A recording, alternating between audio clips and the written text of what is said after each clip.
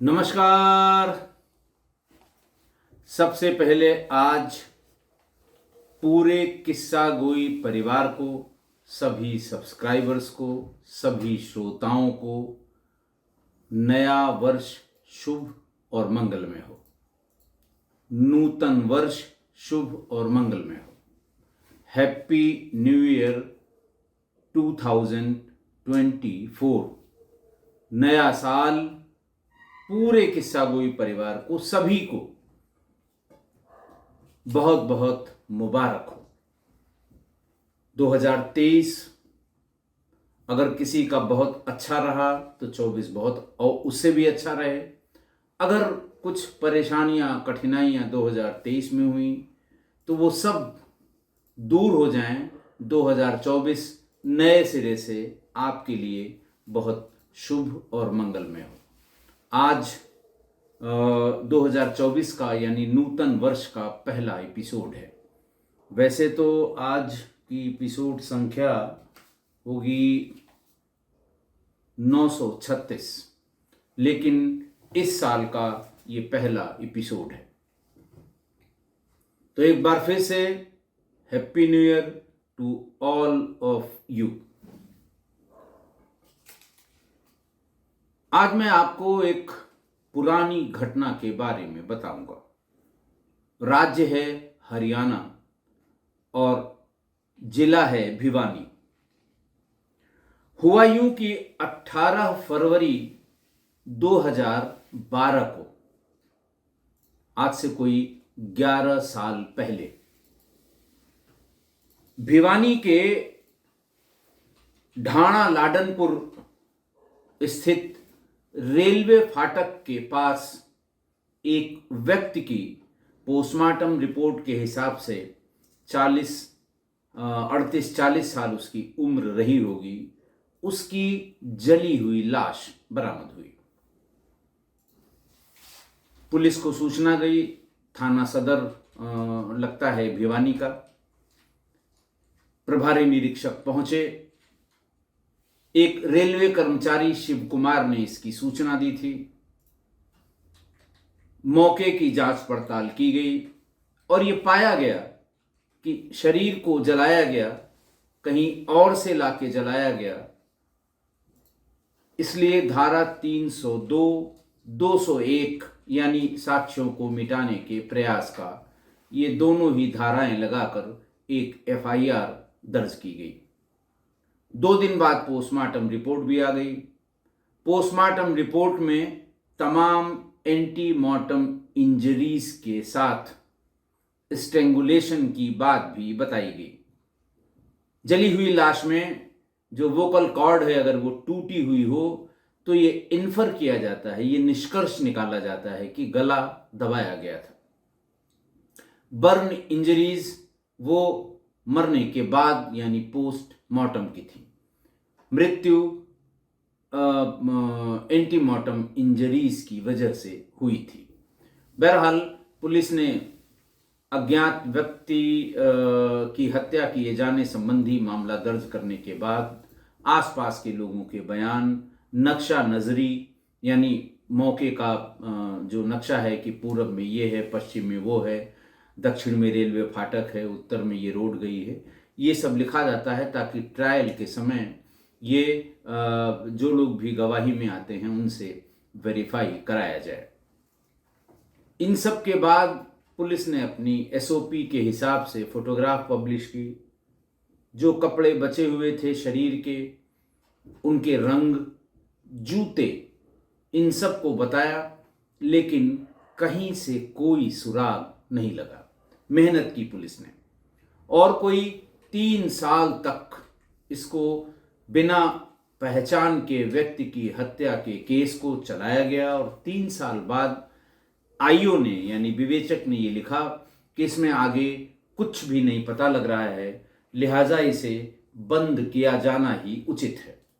जब कभी कोई और सुराग इसका मिलेगा तो अदालत से आदेश लेकर पुनर्विवेचना की जाएगी। धीरे धीरे 8 वर्ष हो गए।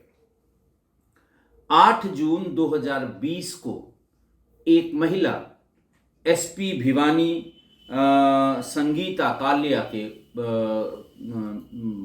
कक्ष में उपस्थित हुई और उसने ये बताया कि फरवरी 2012 में फला फला जगह एक जली हुई लाश मिली थी और हमें ये शंका है कि वो लाश हमारे पति गजराज की थी। बहुत ही सनसनीखेज बात थी। पुलिस ने उसकी दरखास्त फॉरवर्ड की और सदर थाना के प्रभारी श्री भगवान ने सबसे पहले सदर थाने के एक रिकॉर्ड से ये कन्फर्म किया कि क्या फरवरी 2012 में इस तरह की कोई लाश मिली थी और ये बात कन्फर्म हो गई कि हाँ, इस तरह की ये लाश मिली थी। श्री भगवान ने उसमें बहुत मेहनत की। पत्नी ने जब ये बताया कि ये गजराज हैं जिनकी मृत्यु हुई है, तो वो गजराज के गांव गए। उनकी 8 साल पुरानी जिंदगी के बारे में लोगों से पूछा। गांव के करीब 80 लोगों के बयान लिए कि 8 साल पहले कि अगर कोई बात किसी को पता हो कि जमीन का कोई झगड़ा था, जायदाद का कोई झगड़ा था, कोई महिला संबंधी अपराध में फंसे थे या किसी महिला से कोई इनका संबंध था, क्योंकि पत्नी उनकी इसके सिवा कुछ नहीं बता पाई थी कि वो लाश हमारे पति की है, इतना उनको पता लगा। बड़ी मेहनत करने के बाद फिर धीरे धीरे 8 साल की उस जिंदगी के बाद उनकी हिस्ट्री का पता किया गया। कहाँ रहते थे, क्या काम करते थे, कहाँ कहाँ जाते थे, उसके बाद कहाँ कहाँ गए, तो बहुत चीज़ें पता लगी और धीरे धीरे 2012 से उनके गांव से निकलने के बाद कहाँ कहाँ किस कंपनी में काम किया और फिर वो पहुँचते पहुँचते ये लोग पहुँचे भिवानी के सेक्टर 13 में, जहाँ शुरुआत में आकर ये लोग रुके थे।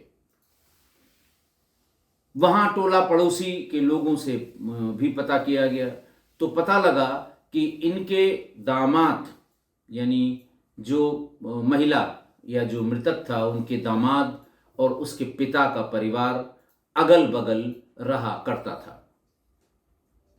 यह भी बताया गया कि कुलदीप जो इसके दामाद के पिता थे, दोनों परिवारों में बहुत अच्छी बैठती थी। दोनों ही ड्राइवर थे, चले जाते थे, परिवार एक साथ रहता था, एक दूसरे के दुख सुख में काम करता था।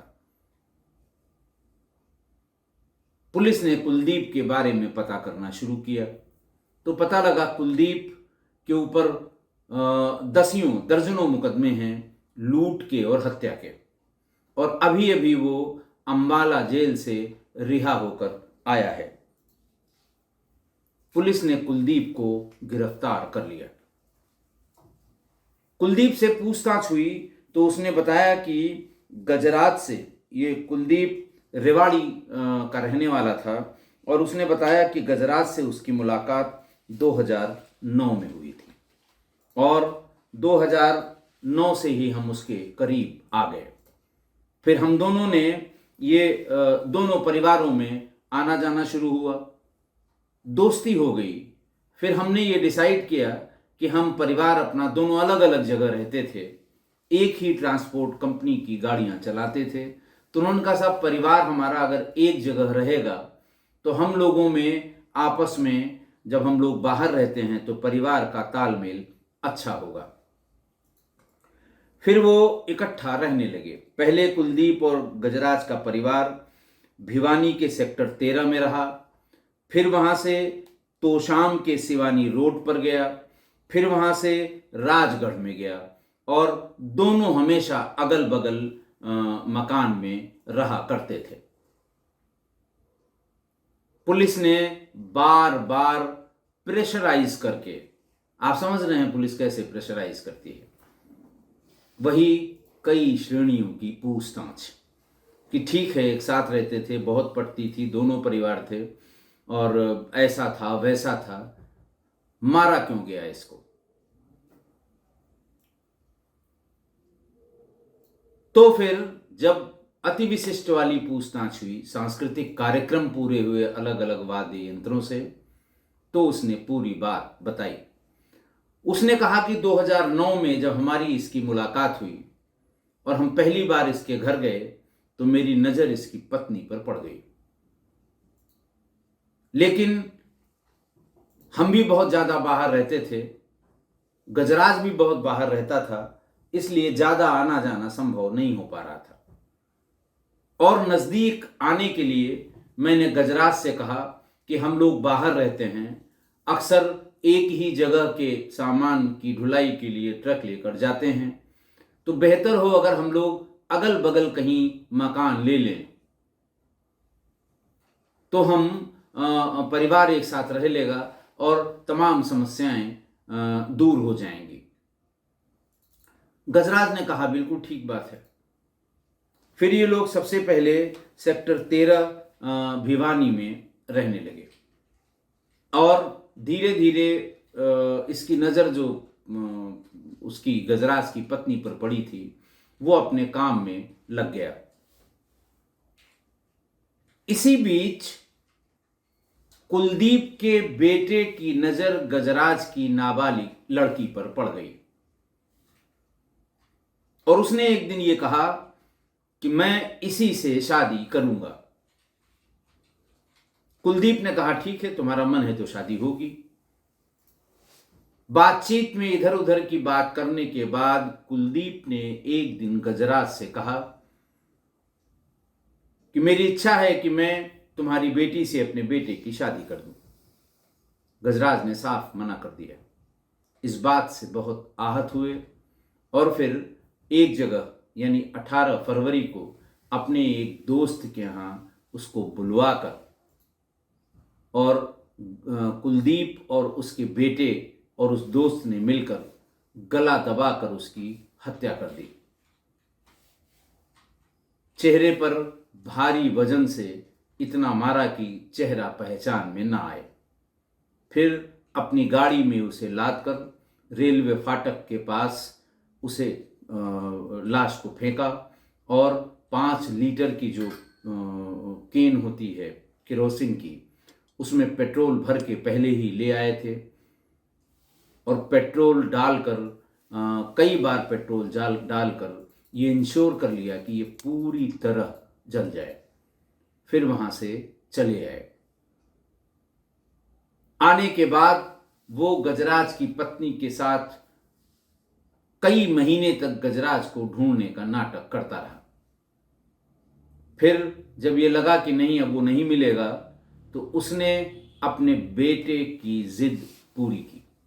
बेटे की शादी गजराज की नाबालिग लड़की से कर दी और उसके अपने मन में जो था गजराज की पत्नी के साथ संबंध बनाने का, वो भी उसने पूरा किया।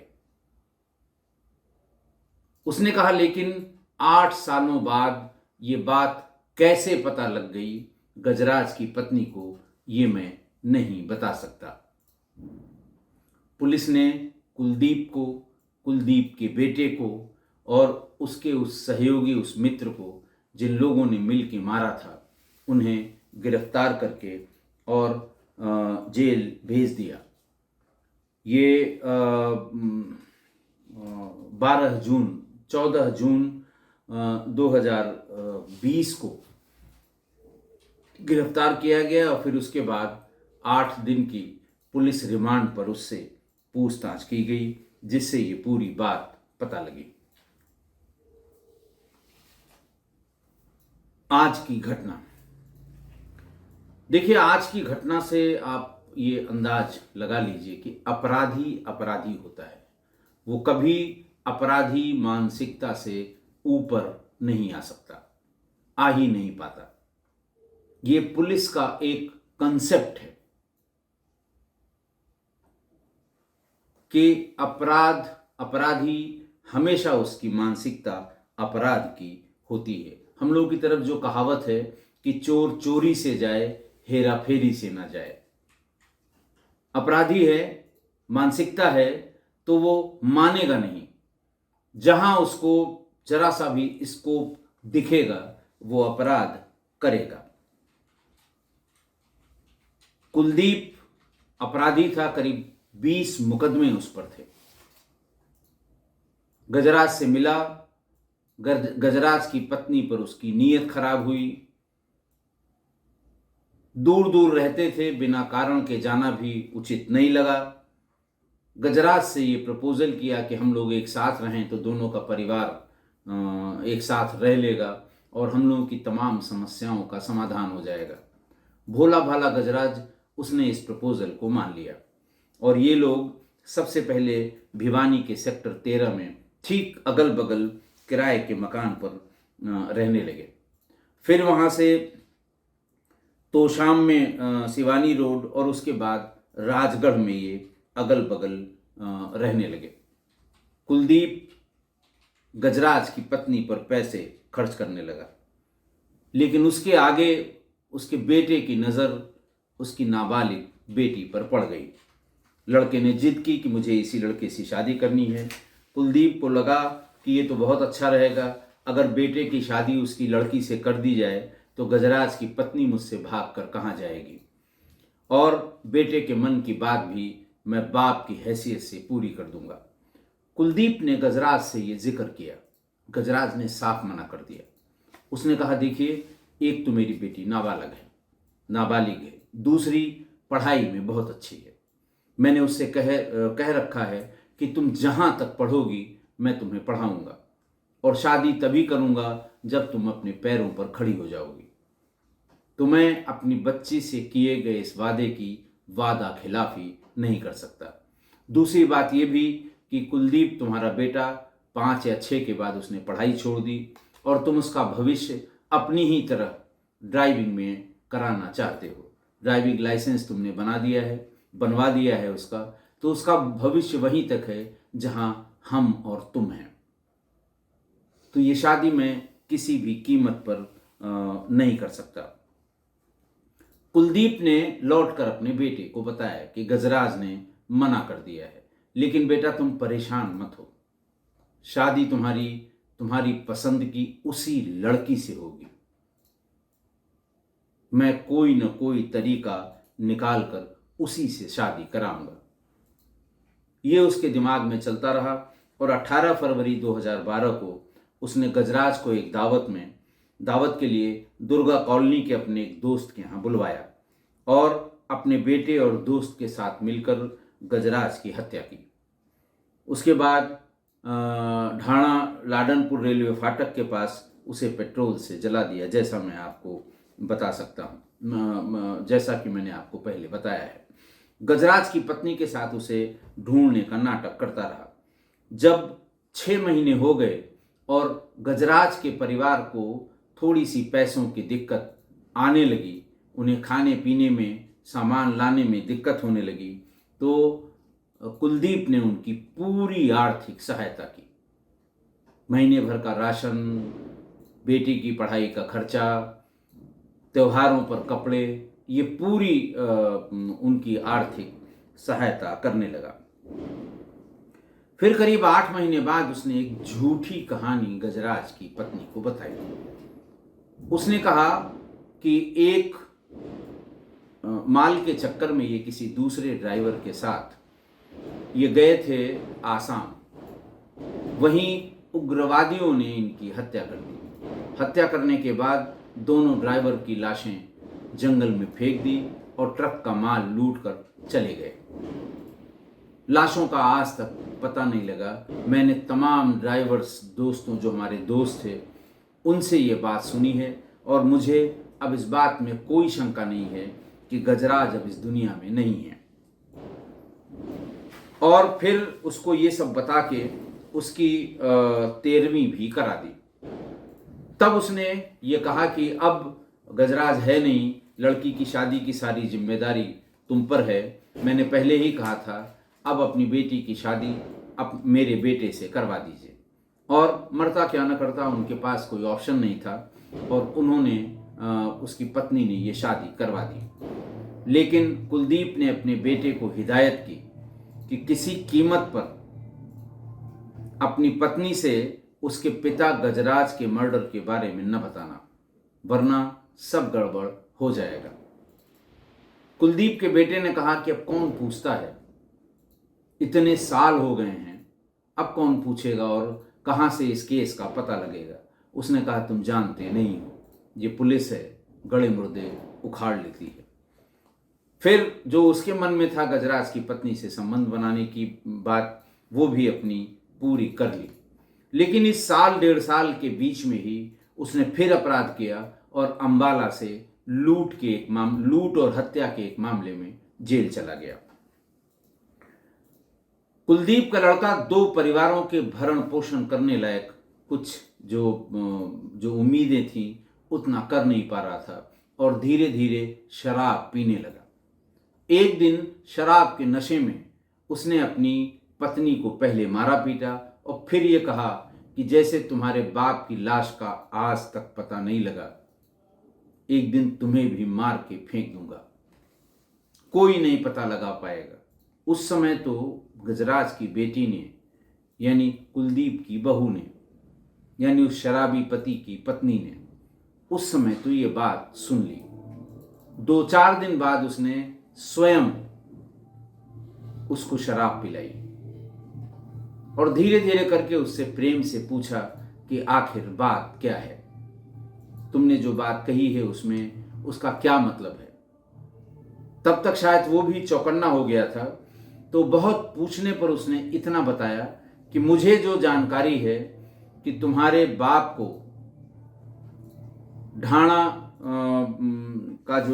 ढाणा लाडनपुर के रेलवे फाटक के पास उसकी बॉडी जली हुई मिली थी।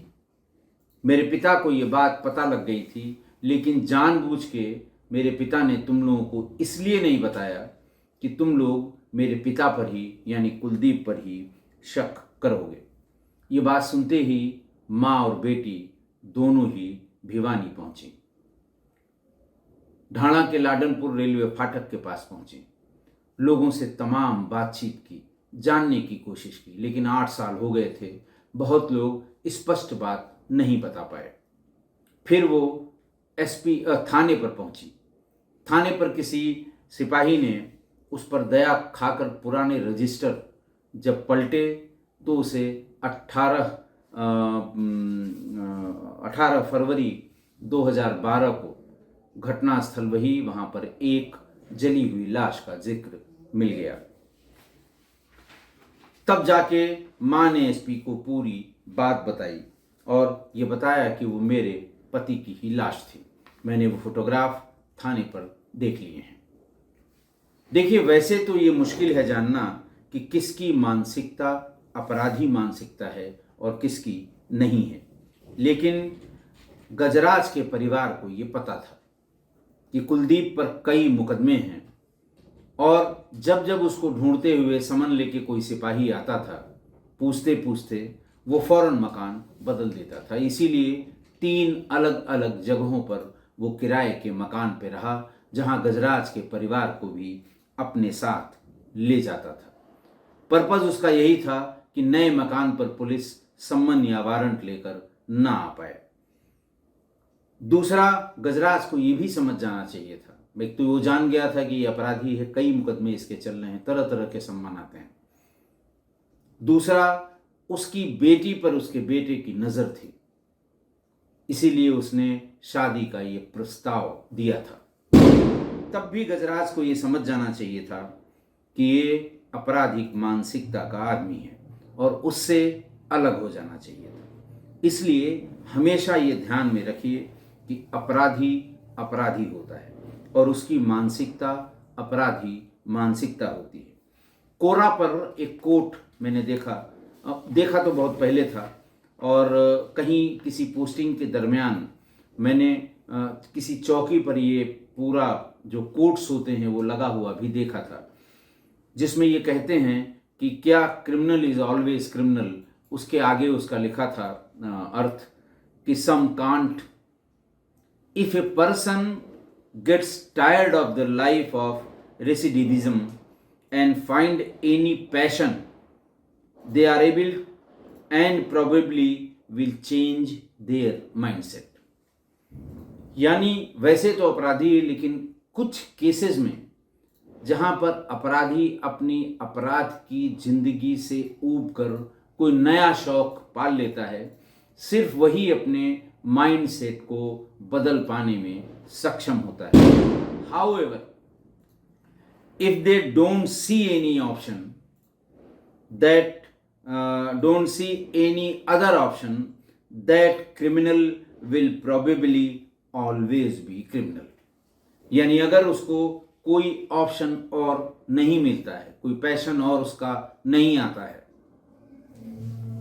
तो वो अपराधी था और सारा जीवन अपराधी ही रहेगा. आशा है आप मेरी इस बात से और कोरा के इस डेफिनेशन से सहमत होंगे.